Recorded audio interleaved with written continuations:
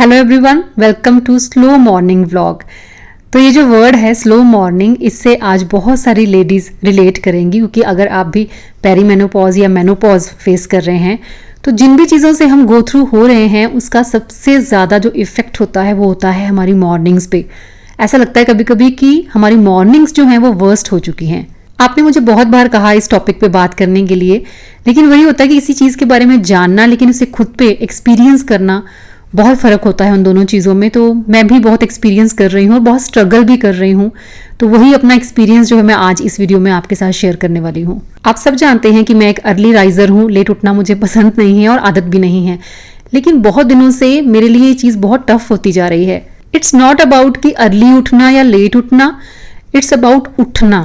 नींद नहीं आ रही है लेकिन इट्स लाइक कि बॉडी में जान नहीं है, बॉडी उठ नहीं पा रही है। लेग्स कई बार इतनी हैवी फील होती हैं कि उनको नीचे रखना ही मुश्किल लगता है। बहुत ज़्यादा सुस्त फील होता है और ये जानना बहुत ज़रूरी है कि ऐसा क्यों होता है और इसका सलूशन क्या है। तो सबसे पहला रीज़न तो देखो यही है कि हमारे हार्मोन इम्बैलेंस हो जाते हैं। एस्ट्रोजन है, प्रोजेस्टेरॉन है, वो फॉल करते हैं, डिक्रीज होना शुरू हो जाते हैं और एनर्जी भी हमारी डिप करती है। क्योंकि जब जब एस्ट्रोजन डिप करेगा हॉट फ्लैशेस होंगे और हॉट फ्लैशेस की वजह से बार बार हमारी नींद खुल जाती है। बॉडी में एनर्जी कम हो रही है, मेटाबॉलिज्म स्लो हो रहा है, लेकिन हमारी रिस्पॉन्सिबिलिटीज जो है वो वहीं की वहीं है। इमोशनल स्ट्रेस जो है वो वहीं का वहीं है। पहले यही सारी रिस्पॉन्सिबिलिटीज हम हाई एनर्जी के साथ निभाते थे, लेकिन अब एनर्जी डिप कर रही है लेकिन रिस्पॉन्सिबिलिटीज हमको निभानी ही पड़ेंगी। तो कई बार एक्सर्शन इतना ज़्यादा हो जाता है कि एग्जॉस्ट होने लगते हैं हम, और ये होना ही है। इसके लिए रेडी रहिए। पहले अवेयरनेस नहीं थी। अगर हम बात करें अपनी मदर्स वगैरह की तो उनको बिल्कुल भी पता नहीं होता था कि क्या होती हैं ये चीज़ें, फिर भी वो फेस कर रहे थे और बहुत ही कामली आई थिंक उन्होंने ये चीज़ें हैंडल की हैं। तब सोशल मीडिया नहीं था, इस बारे में कोई बात भी नहीं करता था और अवेयरनेस भी नहीं थी और पता भी नहीं था कि इसका सोल्यूशन क्या है।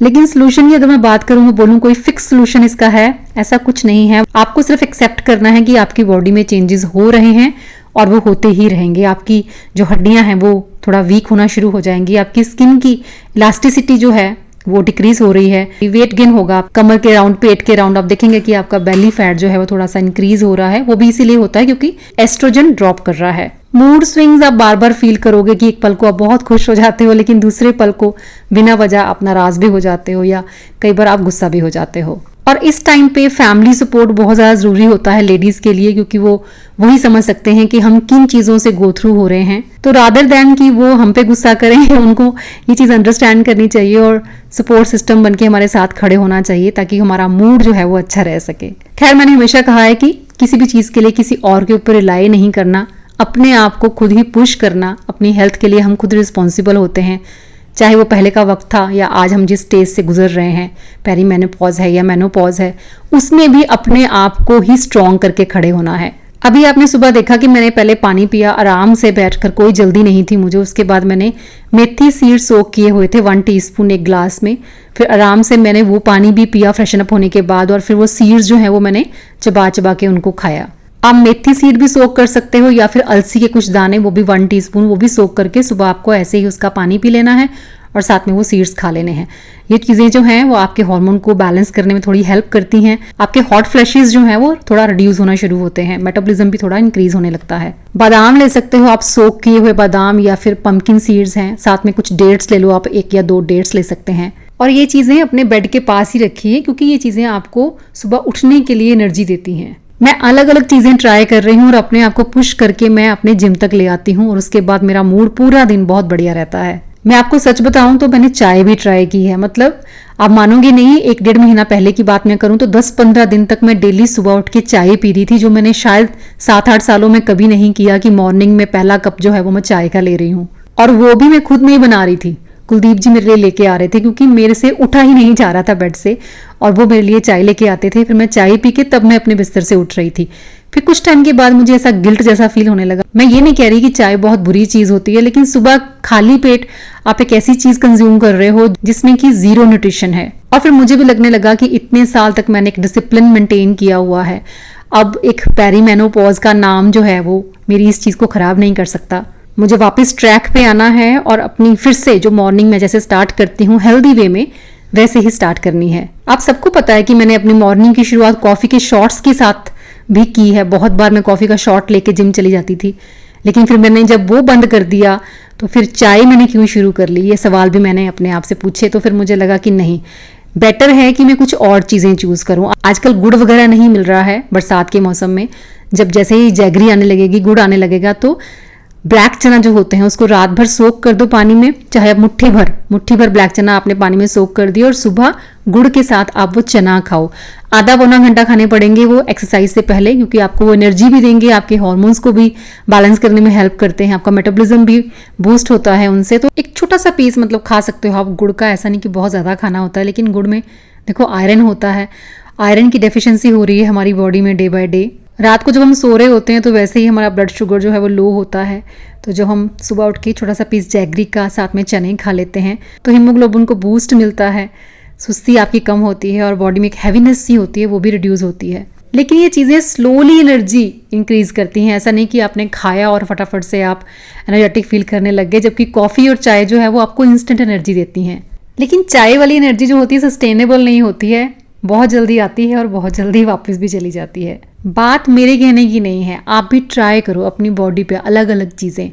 आप भी देखो स्ट्रगल कर रहे होगे, लेकिन इस स्ट्रगल में आप अपने लिए एक अच्छे टीचर भी बन सकते हो। और मैं सच बताऊं तो इनके बिना अब होगा भी नहीं। मैंने बहुत टाइम तक, बहुत सालों तक खाली पेट भी जिम किया है, मतलब सिर्फ नींबू पानी पी के मैं 1.5 घंटा जिम करती थी, एक्सरसाइज करती थी और फिर उसके बाद घर के काम करती थी। लेकिन अब ऐसा नहीं है। अब आपको अगर अपने दिन की शुरुआत अच्छे तरीके से करनी है तो आपको उठते ही पहले कुछ खाना पड़ेगा। अपनी रूटीन लाइफ में एक डिसिप्लिन फॉलो करने का एक रीज़न ये भी है कि इस डिसिप्लिन ने मेरी लाइफ चेंज की है, मुझे बहुत कुछ दिया है। तो अब मुझे ये लगता है कि बॉडी में किसी भी तरह का कोई चेंज एक्सक्यूज़ बन के मुझे लेज़ी नहीं बना सकता।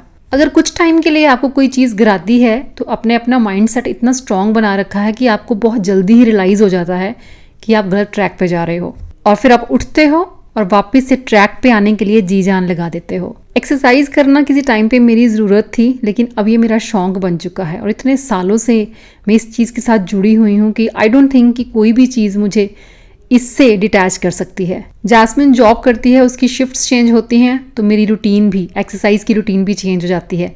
फ्लेक्सिबल रखा है मैंने अपनी हर चीज़ को। तो मैं आपको यही कहूँगी, अगर आप मेरी तरह पेरीमेनोपॉज फेस कर रहे हैं तो ऑब्वियसली आपकी एनर्जी जो है वो ड्रॉप हो रही है, इसमें कोई डाउट नहीं है। लेकिन बहुत सारे तरीके हैं जिससे आप कोशिश करते रह सकते हो ताकि आपके हार्मोन जो हैं वो थोड़ा बहुत बैलेंस रहें।